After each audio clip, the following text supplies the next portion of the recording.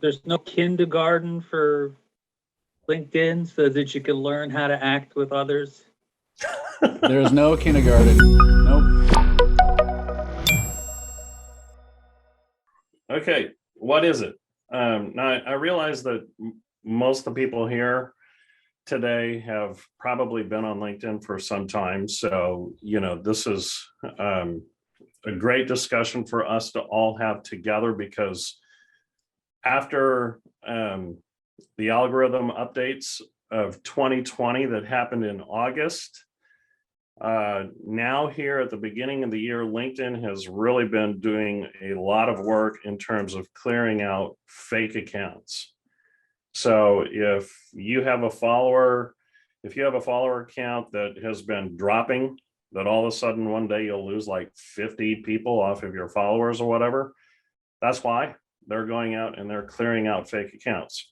So they're not always getting it right, by the way, and are clearing out some accounts that are actually real accounts.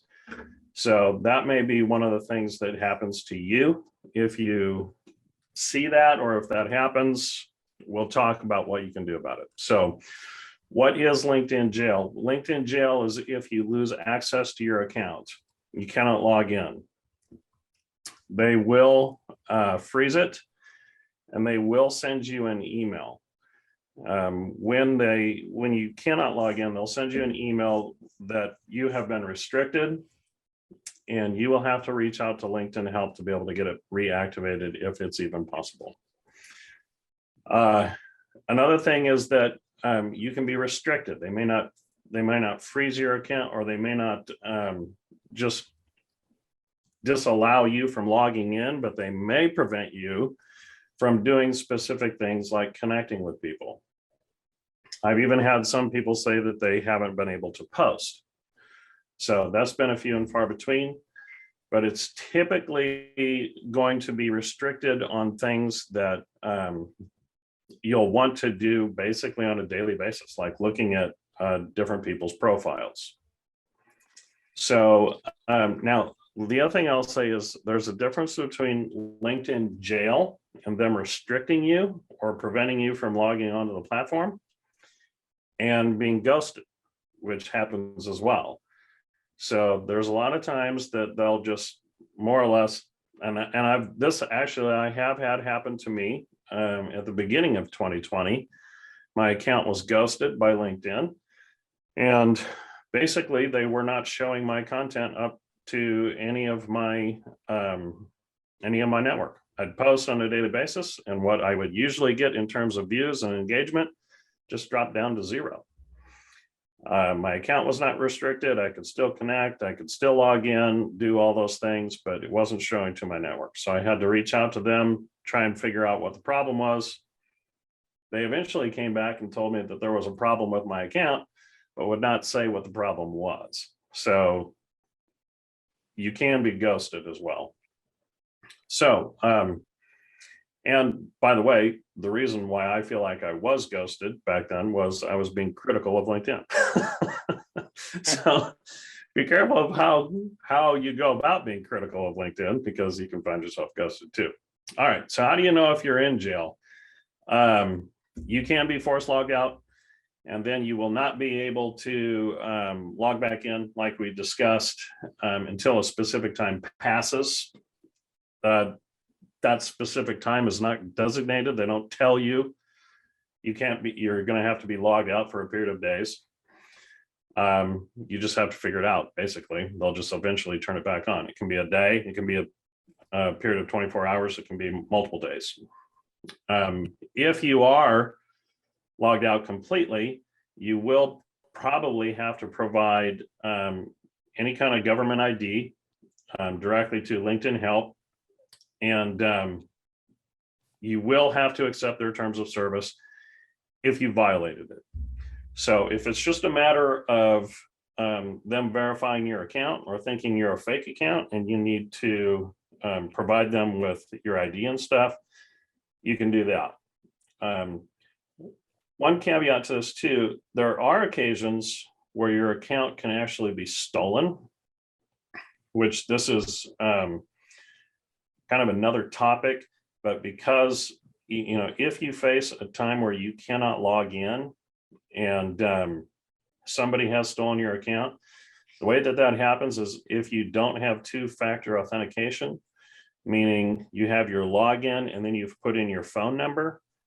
So go to your settings and always put in your phone number so that if somebody tries to log into your account, puts forgot password and puts in their own email to do a password reset, they cannot reset your account because you also have your email in there to verify. I'm sorry, your phone number in there to verify. So, but if you have violated the terms of service and they've locked you out, you will have to basically, and it's not a formal agreement or anything, but you will have to agree to their terms of service before they'll let you back on. Another way that that they will freeze your account basically for a period of time is with connecting. So if you connect with too many people at once, or if it goes a period of time where they've kind of warned you about it and they may freeze you from connecting, you may be able to connect, but you have to provide your email. Now, we're saying that may be sunset. They may not be doing that anymore, but we'll talk about that in the panel if anybody has had that happen to them recently. Okay, why are you there? How do you wind up in it? There's actually all kinds of ways, but we'll talk about a few. One of the primary ways is if you're using automation tools. And now it's not just automation tools across the board. Any kind of automation on the platform is technically restricted and goes against the user policy or the user agreement of LinkedIn. However, they do allow some form of automation, or I should say, they kind of overlook it. It's like going 60 in a 55-mile speed zone, right? But there are some things that they absolutely will not allow, and it will get you shut down, that you need to be very careful of. So the biggest one is if you are using automation tools with extensions to your browser. So if you ever begin to use automation, make sure you look in terms of how they are using it. If they are using a browser extension to make the automation happen, don't use it. Find another resource that uses actually their API, which the APIs are always allowed. Okay. If you view an unusually large number of pages on LinkedIn, and this goes depending on your what version of LinkedIn you have. If you have a paid version of LinkedIn, you actually can do more stuff. They allow you to do more things. If you're on just the free version and you're looking at hundreds of profiles a day, they're going to flag you and they're going to say, nope, we're not going to allow you to do that anymore. So they will limit your account. If you have a paid version, you can get away with doing more things.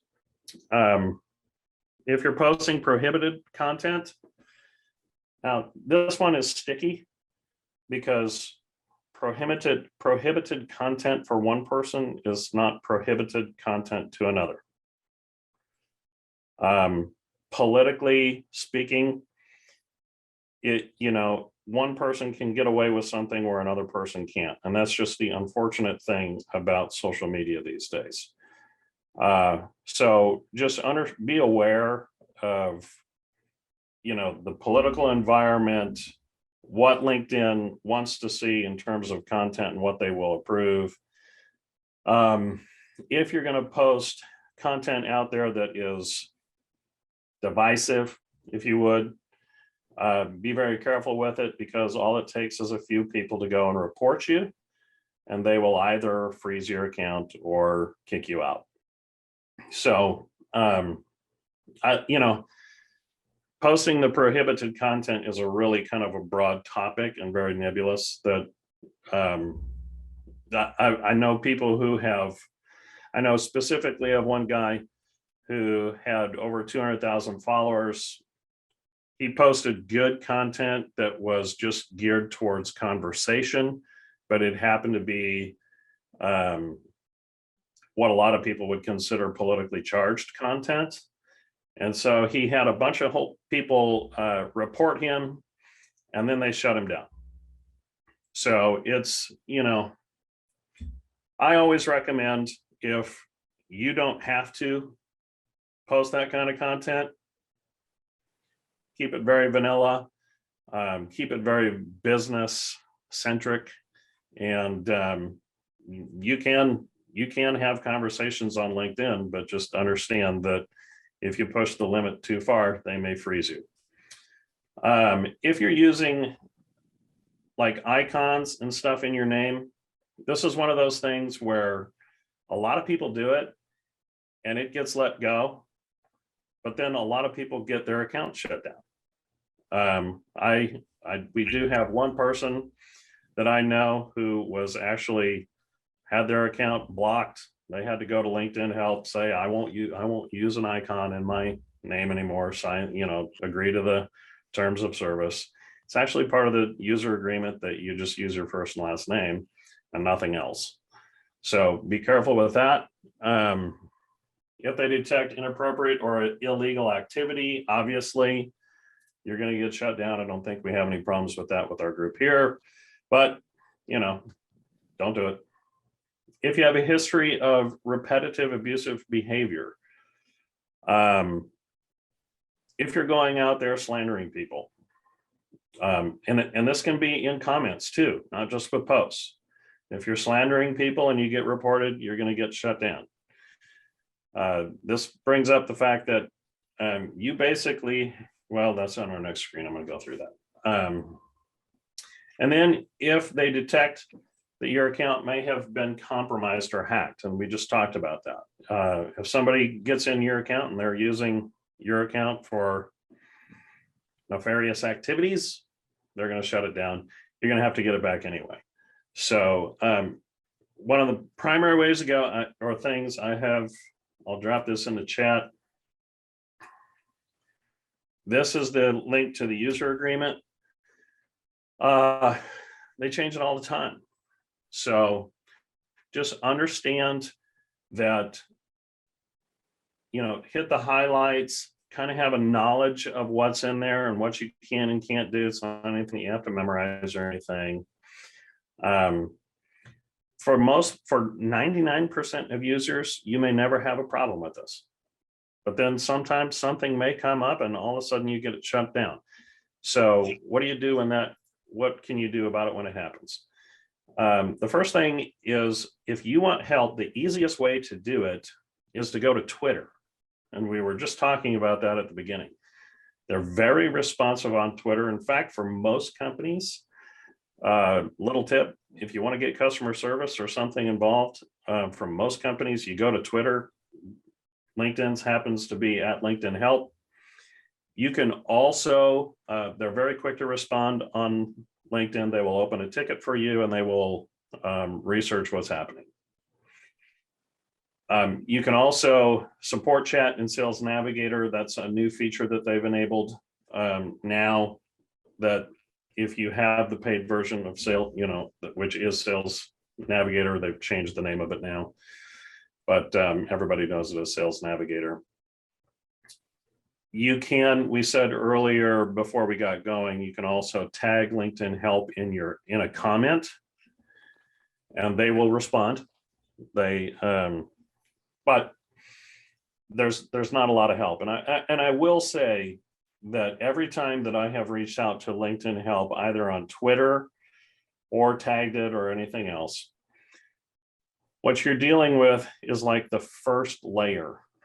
It's almost like the bot driven side of LinkedIn, right? They have very specific canned answers for you. If it is something very simple, they may deal with it in the comments, but it is likely that they will have to set up a ticket and escalate something that is more serious, like if your account's been frozen or something. But if they do, if you do wind up with your account being frozen, where you can't log into it, they always will send you an email. So the LinkedIn support then is what you're going to have to do and deal with in terms of getting it back. Now, be very careful. I will say this, I want to emphasize it very strongly. Be very careful with being shut down 3 times. They have a very, very strict 3 strikes you're out policy. I have never worked with anybody that has had their account shut down on the 3rd time that they got it back. So if you're on number 2 and you've had your account shut down twice, be ultra vanilla and make sure that you don't do anything that violates their user agreement, because you will lose your account on the 3rd strike. You're in deep number 2. What's that? You're in deep number 2. You are in deep number 2 if you so it's unfortunate. I mean, I haven't seen anybody get their account after they've been locked out the 3rd time. So questions now. What activities have you guys seen that gets accounts put into LinkedIn jail? We can talk through stories of people that have found themselves in LinkedIn jail and they have now worked their way out. I will say one of the things that always happens, like when we get into, if you get into that 3rd strike, it's, oh, can I find somebody at LinkedIn that can be an advocate for me, that can go out and, you know, can they run it up the ladder? This particular account that I was talking about earlier, it was run all the way up to the CEO. They didn't give his account back. So even if you have people on the inside, and there are a number of those, and if people are willing to share those, that's great. But if you're on the 3rd strike, that's it'll be very difficult to do, even if you have internal people there.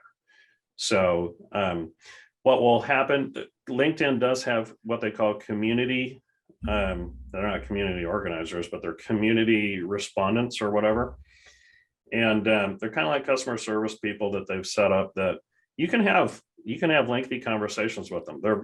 They are helpful, and they are there to help people with their accounts and the things that happen. So that goes through LinkedIn Help though.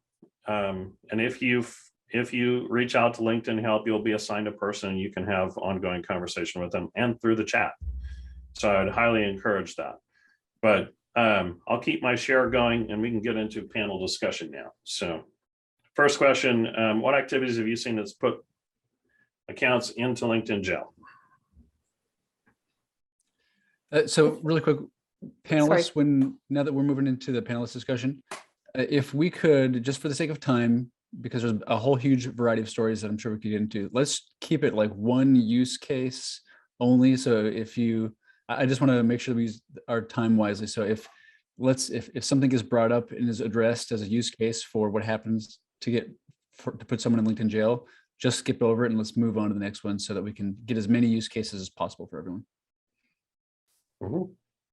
So I have 2 that, Monty, I don't think you mentioned these. One is if you have multiple people logging into your account.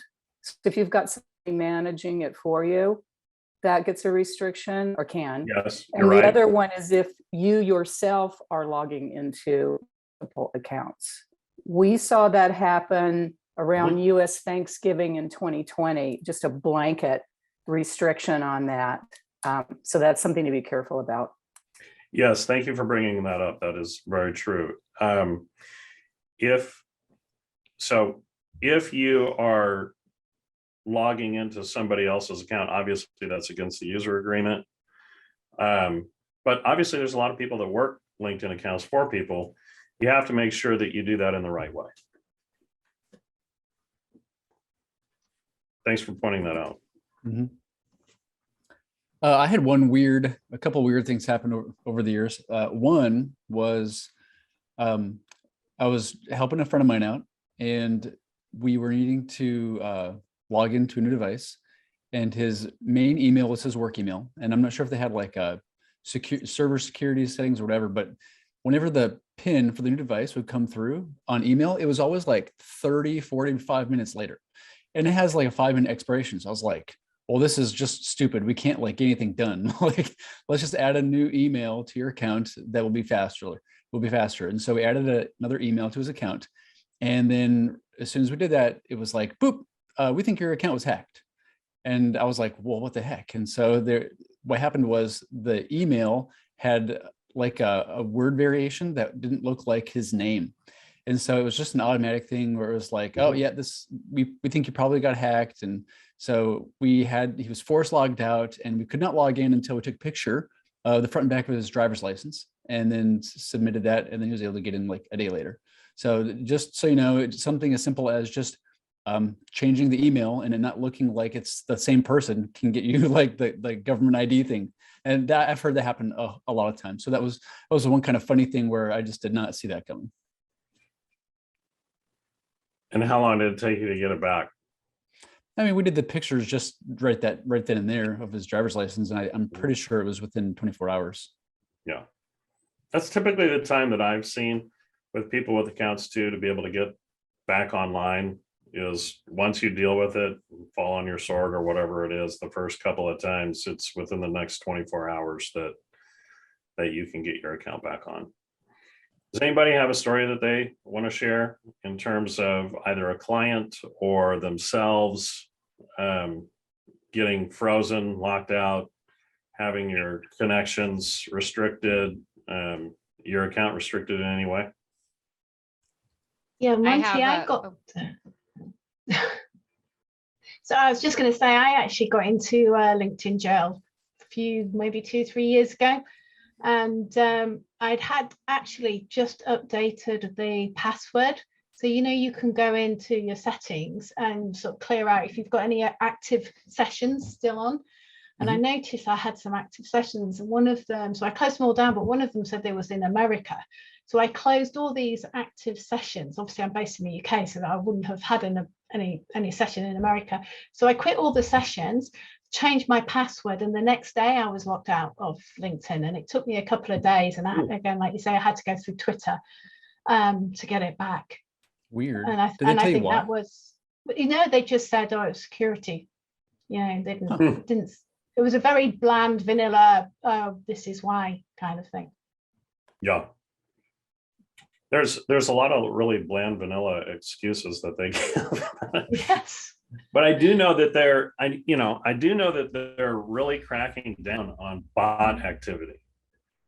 So this year, I mean, I've talked to so many people this year that have either had their account restricted or, like I say, lost a bunch of followers overnight and stuff like that. That they're really, I think, trying to sniff out accounts that have like heavy volumes of engagement, that are out of the ordinary. If you think of your typical user of LinkedIn, they're not like a lot of people here that do it for their business, that are on it every single day doing many, many things. So they're definitely starting to crack down on the activity thing. The profile view thing gets brought up so many times. It is on the slides that Monty shared. It's been in the chat. And just to say that that's one of the like really hard, annoying things is like, I'm on LinkedIn. I've got things to do. Like I can't open tabs. And if I'm know where I'm going, I can't do that. Like, so sometimes someone's using automation and that's it. They were playing with fire and they got burned. Tons of times I've heard people, they're just on the platform, just doing their thing. And then boom, it's like, hey, you've been profiles in too short a time. And you're like, are you serious? Like with my hands? So just be mindful of that. It's definitely a pain. Well, there's all kinds of times when I'm in Sales Navigator and I'm looking at lists of people and I don't want to click one and it open and then click back and then click another one and it open and click back. But I'll just hold my command key and click 5 people, open those up all at once. So it does optimize your time. I mean, but to your point, Judy, that's a lot of bot behavior and it can flag you. Yeah. So don't act like a bot. Don't act like a bot. person. Right. If you haven't checked out that algorithm, they posted it several months ago on their engineering blog. It is the Mhm. bad actors algorithm. It's actually really interesting how they're tracking your behavior in trying to identify what looks like a bot and what doesn't. Right. I just put the link. I think I found that, Crystal. That Yeah, I've not that's read it. this. I So see the name. Yeah, I see the Cool. yes, that is definitely it. awesome. It Thank gets you. I've techie. not It read does that. get very techie, but there's enough Mhm. layman terms that you Yeah. can pick up. Can I chime in? Cool. Yep. Go Yeah, ahead, please Judy. do. So two things. One is if you look at my profile, you'll notice my first name is lowercase j. Mhm. And it Mhm. gets them every time when you're doing a scrape. And it also shows up in, I have my email address associated with my account is Judy, because I have G Suite, Judy plus LinkedIn. So I know when someone's scraping. So if you want to know who's using bots, just do something in your first name field, put a period there or do some weird thing. And I've called a couple people out on it. It's so funny. They say, oh, well, I just thought you wanted to spell your name that way. I was like, come on. Nobody does. Humans don't do that. And then the second thing is there is a page that I pulled up. It's LinkedIn leadership. And I'll put the link in here. But when I was helping, I'm not going to name names because she didn't want to be named. But when I was helping this person that got locked out for who knows why, it wasn't anything that she did. But we reached out directly to leadership. And there's a naming convention. And I think it's like first name, period, last name at linkedin.com. And she was able to get results. And it was HR, believe it or not, was it HR or legal, that the terms of service people, it's under that umbrella. But Mhm. she direct messaged each one. She had just spent, I don't know how many thousands of dollars renewing her company's sales navigator plan. And she made it an appeal to them. And she was back up within an hour or two. And it was something on the back end that triggered something. And, you know, it's Judy, just kind what of weird. was this her third offense? Yeah, because she had, but again, this years ago, you know, because she's been on for a while and she's got, you know, 30,000 connections, so she's maxed out. But she's not a prospector, you know, she's just, she's known on the platform, everybody knows her. So anyway, not a bad actor, actually one of the good ones. So, but you know, I still find a lot of that crap stuff in the inbox. So people are getting bad advice from these so-called experts that are saying, oh, I can get you all these leads and, you know, you're going to use this program or duck soup or, you know, whatever. And it's going to get you in jail, you know? So what I would say is be careful, but be sure to download your database on a regular basis. Absolutely, monthly, at least. You should, I totally agree with that, Judy. You should download all of your content, all the data that you can download. You actually own that until they freeze your account. And then there's one other thing, and I think Brenda told me this. I use Shield Analytics, but rather than use the plugin, what I do is I go to the Shield website and I activate it that way. So it's not using a Chrome extension. So if you're using a tool that's so-called not in violation, you can work around it that way. But it's not worth getting shut down if this is your livelihood. You know, it's really No, not at all. And sometimes, I mean, in full disclosure, sometimes it's not really your fault. I mean, you can be doing things that you think are just fine, and I've also seen account that you have to watch this too, that if you say something that somebody doesn't like, I've seen account that got robo shut down, meaning they had all kinds of fake accounts, just slam them with complaints about the person. Wow. And they shut the account down because they had too many people complaining about you. Wow. So you got to be careful with that as well. That's crazy. That's super crazy. Yeah, No. I mean, that's the whole thing about being high profile on LinkedIn, because It I've is. had that happen with me. You know, you're doing your thing and somebody doesn't like you for whatever reason and they report you, or they get their friends to report you, and then your account's restricted and, you know, you get a warning and they say, oh, we gave you the warning. Yep. We gave you a warning, you know, previously. And so one of my questions is actually, when you get those warnings, like if there's a year between warnings, is it cumulative? And I know the rules are always changing, but it seems like, you know, once a year, for whatever reason, my account gets restricted. So it's, you know, and there are times when I've been like super high profile and super engaging, and usually that's what happens. I have no answer for you, Christine. Sorry. I don't know that there is one. Like the goalposts are always moving, so I don't know. Yeah, Anybody exactly. Anybody else have any firm insight on that? Can I share something? Yeah, go ahead, Rachel. You've I had do your hand think raised. I agree that the rules are always changing and people don't really know the rules because, you know, I don't know about y'all, but I don't tend to read the terms of service for most websites that I join. Not to say that we are responsible for that, but people don't know the rules. So, and I agree. Some of the rules are enforced and some aren't. Right. So I was contacted by somebody who gave a client very bad advice. He thought he was helping her by getting a VA to help send lots of messages, to help promote, you know, to send messaging to people she was in groups with, didn't know, you know, you only know what you know. And so there were multiple logins, I think coming from overseas, like the Philippines.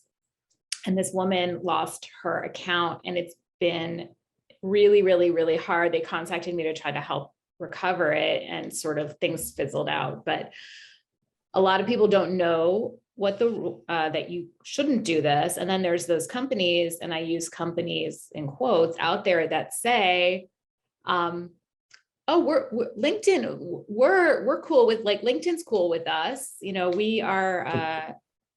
we're approved by LinkedIn, but then you read their itty bitty teeny tiny terms of service in their website and they totally indemnify themselves against something happening to your account. So it's just a risk that's not worth taking. I had a conversation with somebody about this yesterday who was telling me the great success they had with using one of those services and just had no idea that they really aren't approved by LinkedIn. I sent her the list from the Sales Navigator of, like, these are the approved partners, and this company is not one of them. So I think it's so important to keep talking about these things because people just don't know and they want that quick fix, which unfortunately doesn't always work if you lose your account.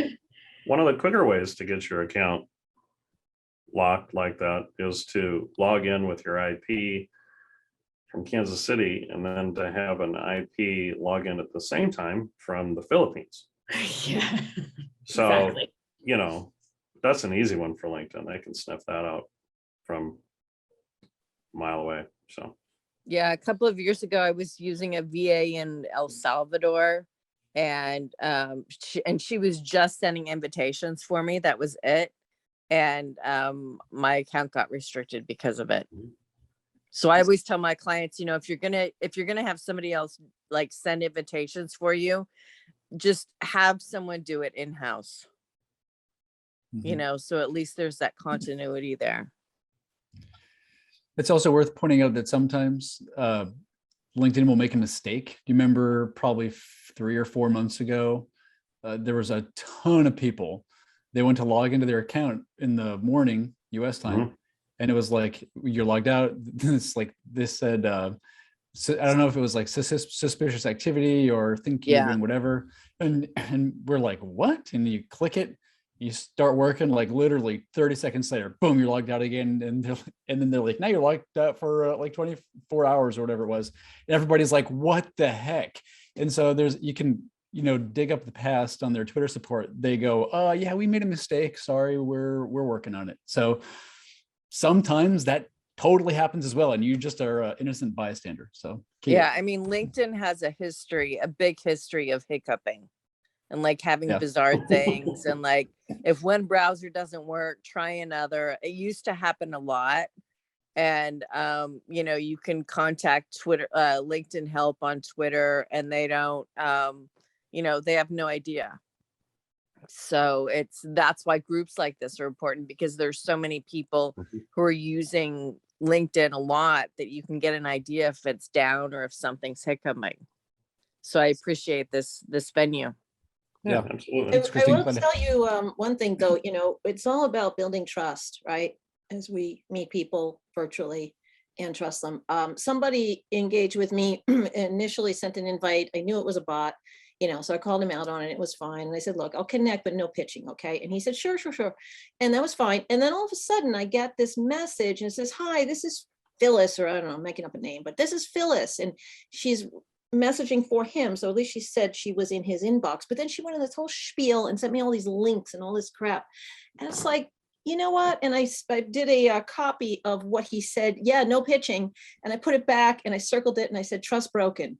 And you know what I did? I disconnected, unfollowed, and reported. And because reporting doesn't help in the inbox anymore. They always, I've done that, and they come back and say that doesn't violate our community rules.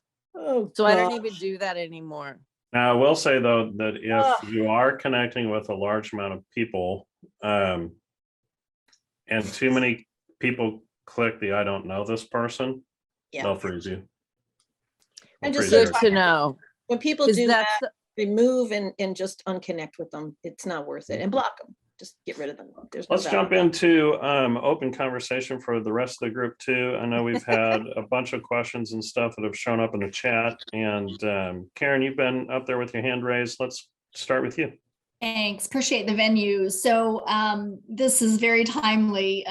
10 days ago, I went to log in and no such account existed any longer. A premium subscription, just kind of vanilla usage. I've spent a decade building my profile and it is gone. And, it was there one day and gone the next. And I've been back and forth with support for 10 days. And they've asked me 3 times for all the emails associated with the account. And I've told them 3 times. And, so I've asked for first level support to run the case up to the higher level tech folks. But I'm just baffled. I've had no communication from them that they've pulled the account down, that I have violated anything. It was just gone. Wow. Did you do Twitter support yet, Karen? No, I just learned about that here. So I'll try that. Okay. Yeah, I would try that too. They're just so much faster. Yeah, and typically they'll escalate it up to somebody that'll look into it more deeply. And at least you have kind of a live person, if you would, that will track it down with you. Okay. Now, let me ask you something though. Were you using it daily, or had there been a long period of time in between that you've been using it? Well, not daily, but 3 or 4 times a week. And I would have, job notifications sent to me daily and whatnot. Now, the curious thing is if you've ever received, job notifications, you can click on the LinkedIn symbol. It'll take you to your account, which I did. And it said, is this you? And it wasn't my email address. So I'm suspicious that I was hacked. Did you have your phone number in? Well, and I can't get back in to see if I had it in. So I don't think everything was, I don't think so. I'll be honest, Karen, it's likely you didn't. It's likely your account's actually been stolen. So what I would do is reach out to LinkedIn Help and I would tell them, I think my account's been stolen. Okay. Okay. And then have them, you'll have to submit your license and stuff like that to them, but hopefully that'll get your account back. Okay. Okay. And just for information, the term they used is hijacked. Your account's been hijacked. Hijacked. Okay. You got to say it with a Bruce Willis voice, though. Okay, let's move on to. We've got a couple people with their hands raised. Yeah, thank you, Karen. If you want to let us know if that gets resolved, that'd be just helpful. And if anything that you learned there, come back next time. All right, let's move on to. I see next in the queue on my end is David. And if we could, just because we only have about 10 minutes left, if you could please keep your questions or comments under 30 seconds a minute, that would be helpful, just so that we can give everybody a chance here in the end. All right, Dave, you're live. Although I see APIs don't have a heck of a lot of flexibility or depth, is there any problem with using them? Only approved APIs. So any company that has the API directly from LinkedIn, there's a number of them, and I've seen a lot of like Shield Analytics is approved and stuff like that. Those are fine. I'm not sure, David, if you have to apply for the ability to do it like on the engineering account, like you do on Twitter? You know, Yeah, I'm looking all Yeah. that up. There's a developer Yeah. page and all that kind of stuff. So I'm They gonna read have up on all of that. Yeah. They actually have an open API that you can get for things, but if for companies like Shield and stuff like that, early on Shield had a problem. They were getting accounts shut down. So they're fine now, but you know, anytime you're scraping something off of LinkedIn, by the way, you can scrape anything you want off LinkedIn as long as people have submitted it there, then that's open. But you they'll only allow you to scrape the things that they say you can scrape, basically. So if it appears on the screen, I can scrape. That's probably If a the little user. I think there was a law I saw some court case about a year or so ago about that. Yeah, let's keep it on topic, just because that's the HiQ case. That's public. Think public URL versus user access only, Yes. logged in state. Yeah. What I put on. William, sorry not to cut everybody off. I just want to make sure that No, we you're make time good. for everyone. William Sims, you are next. What is your question or plea bargain or comment? Well, I have two questions, actually. The first one is, You only Monty, get one. you had I'm just mentioned Just kidding. oh, Monty, you had mentioned the right way to log in as another user. Can you expand on that? Like I said, if you're logging in from Indonesia and then from Kansas City, those are two separate IPs. They're only going to want to, and you have to have access, username, and your password and stuff. So it has to be an approved or not API, but you got to be logging in from the same location, basically. Okay. My second question is, you had talked about viewing too many pages. The supposed LinkedIn restriction of 100 connection requests per week, is that restriction also applicable to people that have Sales Navigator? Are you limited to the 100 connection requests per week as well? It's been fluctuating based on your usage, but it's still 100 to 120, something like that if you have Sales Navigator. They say Yeah. LinkedIn has said it's based on how many of your connection requests get accepted. Yeah, it's kind of like email now. credits. Yeah. Mhm. So if you have a high acceptance rate, you'll be able to do a little more. What would you consider to be a high acceptance percentage rate? At least 30%. Mine's Oh. 40% and I still have that restriction. So it has to be more than that. Yeah, In I my mean, opinion. LinkedIn doesn't publish it, so it's a flat out guess. Yeah. Mhm. And they won't tell you when you ask them. No. I tried. Yeah. Can you tell me if it's between 30 and 50%? All right, Denise Dorman, you've been very patient. Thank you. You are up. Oh, hello, everyone. Hey. First comment, I have a friend who is a psychic. She consults with a lot of business clients, and she was put in jail. And to this day, we have no idea why. And she was put in jail for a few months, did come back on. But the only thing she posts are kind of esoteric, positive things, memes and stuff. So I'm not really sure what that was about. It could have been just somebody that disliked her, and that was it. But I wanted to ask you, I've sat in on a lot of webinars about this Extendi app that scrapes, people's data off of LinkedIn so you can market to them.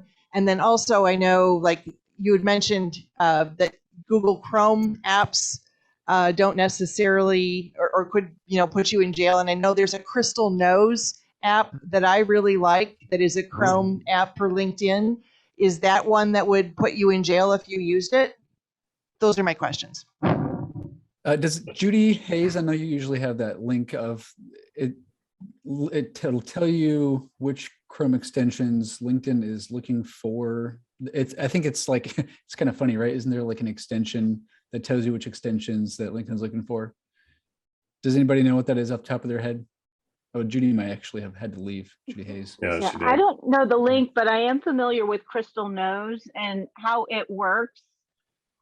Unless you're like going to a whole bunch of profiles, basically what Crystal Knows does for those who don't know is that if you're in sales, it's a tool that will go to prospect or client's LinkedIn profile and will essentially try to profile them in terms of their Myers-Briggs or their Enneagram or all of those different things to help you know how to sell to them. And so the way it works is that if you have it turned on and you put the profile in, it will just kind of scan through and read through that program. I don't think it's scraping.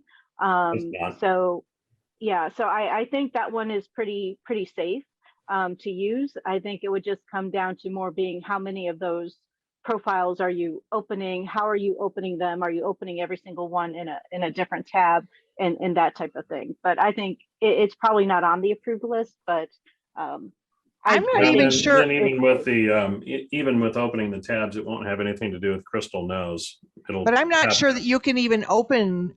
I'm not even sure that you can use Crystal Knows on an account you're not already connected to. Right, but it goes to the profiles of the people to profile them. That's where it's going to get its information. So it has to open up those profiles in order to get the data to analyze. I used it years ago and had no problem with it at all. It worked fine with LinkedIn, but that was several years ago when they first started. Yeah, it's fine. All right, we've got 4 minutes left. One final question from Lamar. Lamar, if you could keep it under a minute, then we'll wrap it up with yours.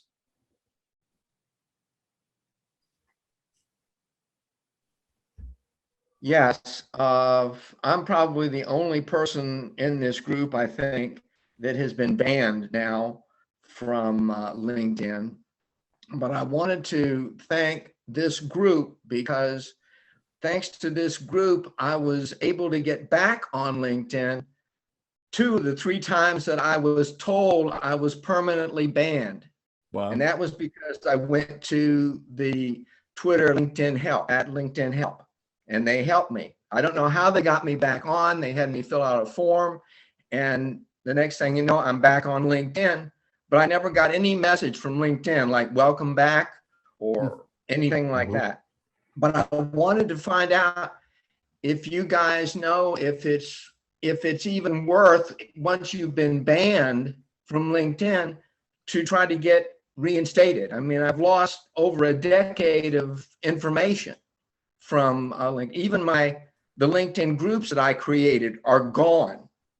And I can't even get on LinkedIn using my sister's account. I mean, they've got me shut out completely and wiped off the map. It's probably related to your IP. Yeah, Lamar, that's a great point, Isaac. It probably is related to your IP. Are you, did they tell you why you were banned? Oh yeah. Yeah. They sent me 2 messages. They banned me 9 times because I couldn't figure out how to count the profile views, level 2 and level 3 that I ended up visiting. Okay. I finally figured that out. And then they banned me for spam. And I said, I'd like to see an example of spam. And so they sent me a message where I responded favorably to somebody's comment. Somebody had commented that they'd like to have more connections. And I said, well, hey, you can connect to me. Just go to my profile and I'll approve you. And I don't throw anybody under the bus. You know, that was one of them. The other one was I thought it would be clever to send out, you're allowed 3 LinkedIn kudos a week. And I thought, well, what I'll do is I'll send 3 people a week a kudo wishing them happy birthday. And rather than just say happy birthday, what I'm going to do is I'm going to send them a Disney video that sings them a song about their birthday. Well, somebody must not have liked that. And I'm gone. Wow. Yeah. It's like once you're on thin ice, you can't get off thin ice, huh? Yeah, you do. I'm sorry? He was What? saying once you get on the naughty list, it's hard to get back on the nice. There is truth to that. Kind of once you get on the radar, you have to make sure that you do things ultra vanilla for a while. I can't verify it, but I definitely do think that there is a time constraint. Like if you get 3 offenses in a row, boom, boom, boom, right? Like in 1 month, that gives them, more case to just drop you off. Here's the thing. The first time I got restricted and they said, you visited too many profiles, I went to them and I said, how much is too much? And for 7 times, they would not answer that question. No, they won't. If it hadn't been for this group, and the way I found this group was I went to YouTube. That's how I found out about you guys. Great. Okay. I did a search for LinkedIn limits. I got a whole bunch of videos from people. You were one of them. And I came into your group and you said, hey, go to Twitter, which I thought that was ridiculous. You're going to Twitter to get back on LinkedIn. It didn't make any sense to me. But I did it anyway. That's the secret for all the social platforms. And I filled out the form that they sent me twice. And is there any reason for that? I mean, you go to another platform to get back on another platform. It's just that the platforms use Twitter. It's a very easy, quick way for them to do it. But I will say, using the @LinkedIn or the @LinkedIn help, when you're on platform, they're very quick to respond to that too. It's just, Very good. I think Lamar, what happens is if you're not allowed to play ball on LinkedIn.com, there just needs to be somewhere for you to go. So I think that's why they have that door there on Twitter. Mm-hmm. I put that in the comments, the groups that I'm pursuing now, since I can't pursue LinkedIn anymore. One good thing is that I started downloading my CSV file on a monthly basis. So Yes, do that for basically, sure. I have all my connections. One final thing here, Lamar, and then let's wrap it up. If you'd mentioned that you were not able to log into, like your sister wasn't able to log into her account as well, you might also, because of your activity and whatever happened with that history, it could be that your device or internet IP was blacklisted as well. So that might be something to consider as well. Yeah, if you want to. there are other community sites that blacklist IPs also. So it's not only LinkedIn. Yeah. I've seen in the discussion, by the way, about VPNs. I highly recommend a VPN. You definitely have to have a high quality paid VPN. Don't use a free VPN. And use that because they're fantastic. And Wouldn't that be a use red that flag across for the internet. LinkedIn though? Say that again. Wouldn't that be a red flag for yeah. LinkedIn though, if But you're using different VPNs all the time or IPs Yeah, all you the can't time? use a rolling VPN, or one that changes all the time. Yeah, it has to be a set VPN. Okay, that makes sense. All right, well, we're 4 minutes past the hour. Vivica, I'm not sure about, here, one last thing before I wrap it up, because it's a good question on that. Does anybody have any VPN? Express VPN is I what I'm. do. Actually, I have had the best success with an VPN that is always changing the IP addresses as long as the location is the same, and it's very inexpensive. Yes. It's called Hotspot Shield. It's been bought by Pango or whoever owns one of the password products, so it's a little more expensive than it used to be. But I've been using, making sure you clear your cookies for LinkedIn first before you turn it on. You turn it on, you pick the same location for whichever account every single time. It will change up the IP address. When you shut it down, clear the cookies again, is kind of the process. But the thing about this particular VPN compared to some of the other bigger, more expensive ones is it is legitimately an end user product. So if they should question your client on why are you using this, they could say that they're using it when they're out and about at coffee shops and the like to protect their connection. It's a legitimate, tool for them to be using as opposed to someone who would be accessing their account. So I've been using it since like 2015. I've never had any problems with the whole protocol. Very cool. Well, thank you. Chris, if you want to just drop that real quick, there you go, in there for Vivica. All right, well, that's call it a wrap. I want to just say thank you, Monty, for your time, and all of our panelists here for your time, and everybody who chimed in for the conversation to learn and help people now and in the future. It's always good to have you here. It looks like next week we are going to be talking about tools that are complementary to LinkedIn, sales and marketing tools. And so just as a kind of sneak peek, there's things like Apollo, things like Zoom Info, maybe Hotspot Shield. Yeah, so that is what is coming up next week, unless we have some kind of crazy change in direction. All right. All right. We'll see you later. Bye, everyone. Thank you all. Be safe.